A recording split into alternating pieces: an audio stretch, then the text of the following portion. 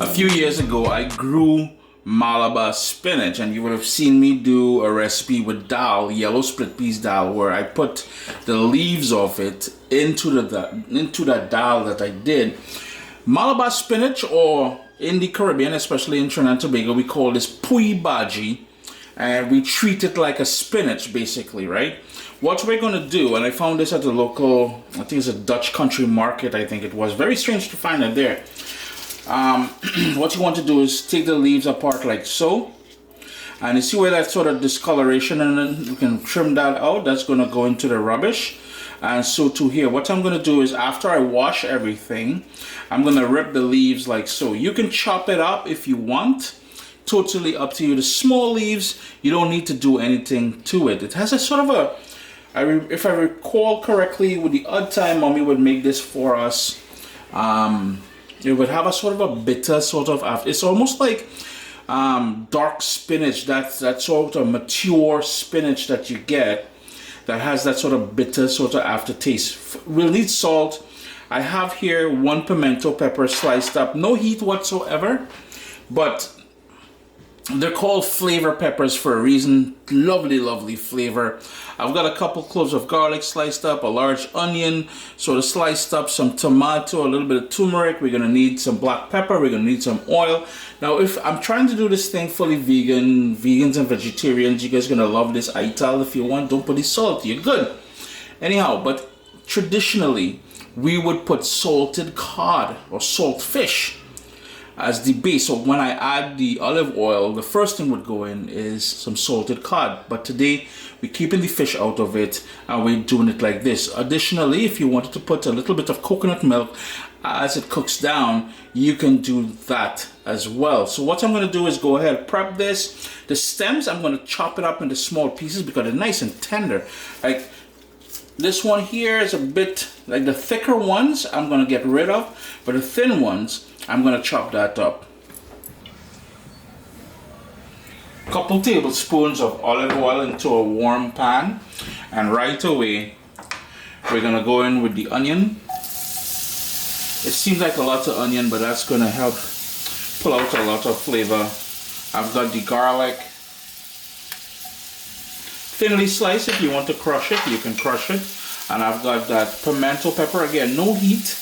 If you want heat, add a habanero, scotch bonnet, whatever it is you get your heat from. I think a bit of cumin seeds in there would be nice. Yeah, I know when I introduced the list of ingredients, we didn't talk about that cumin or jeera seeds. But after having a brief conversation with my mother, mommy always helping Aya out, she said to add a little bit of that in there to give it a little je ne sais quoi. Yeah, my heat is on medium low. Don't want to burn anything. I just want to not caramelize, but to pull out all the flavors out of the onion and the garlic and the cumin and the pimento pepper. At this point, I'm going to add that bit of turmeric, or what we call saffron.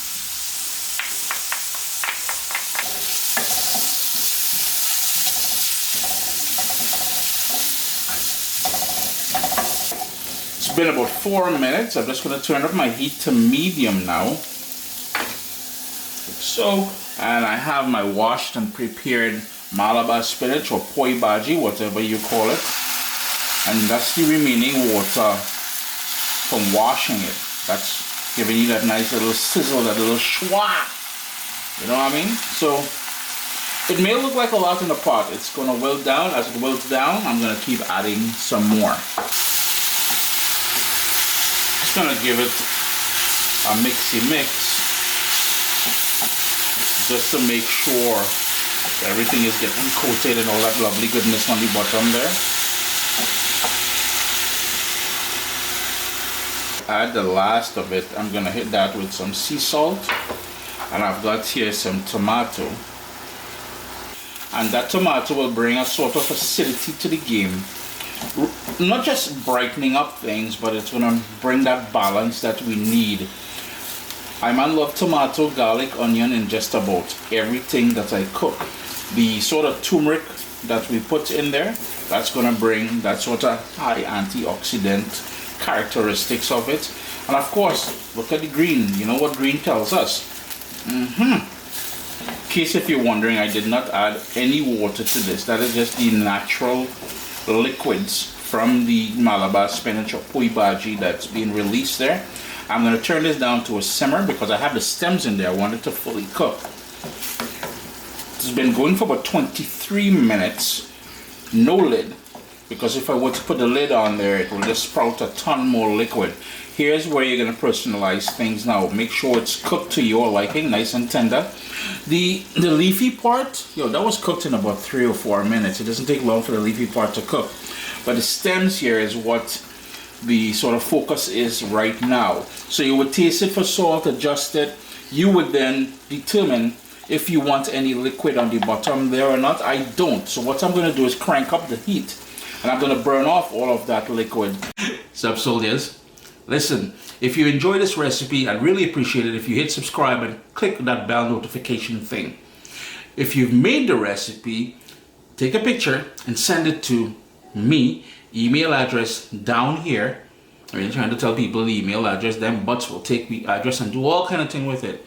And tag me on Instagram at Caribbean Pot. I really appreciate you guys, and thanks for being in my kitchen with me today.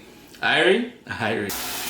And once you crank up your heat, it won't take long to burn off all of that liquid. So what I'm going to do, I'm going to let this cook for another 2 or 3 minutes until I can see the oil that we started with on the bottom there. That, by doing so, what's going to happen, it's going to pull out the sweetness from the tomato, the onion, the garlic, etc.